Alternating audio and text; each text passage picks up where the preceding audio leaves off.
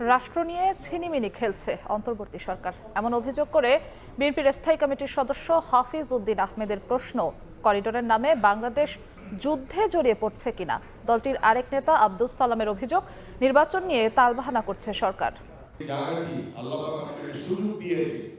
শনিবার রাজধানীর মতিঝিলে জাতীয় ক্রীড়া পরিষদ অডিটোরিয়ামে আত্মপ্রকাশ করল ক্রীড়াঙ্গনের নতুন সংগঠন। এ উপলক্ষে আয়োজিত অনুষ্ঠানে যোগ দেন সাবেক ফুটবলার ও বিএনপি স্থায়ী কমিটির সদস্য অবসরপ্রাপ্ত মেজর হাফিজ উদ্দিন আহমেদ।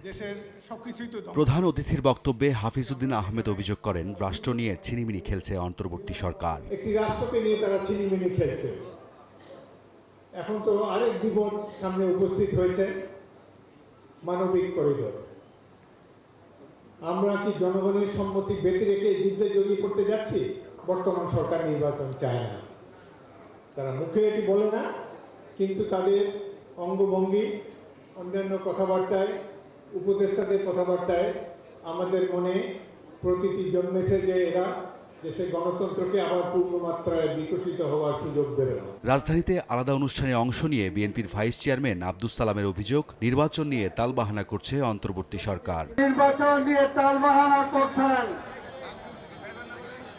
পরিষ্কার কথা বলতে চাই, নির্বাচনের জন্যই আপনাদেরকে রাষ্ট্র ক্ষমতায় আনা হয়েছে।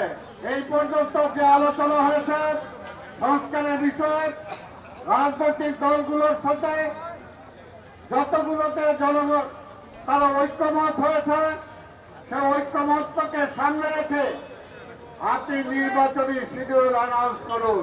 নির্বাচনকে যেন কেউ বাধাগ্রস্ত করতে না পারে, সেজন্য সবাইকে সজাগ থাকার আহ্বান জানান বিএনপি নেতারা। সংসদ সদস্য হওয়ার পরে রায়দুল ইসলাম শুভ, সময় সংবাদ, ঢাকা।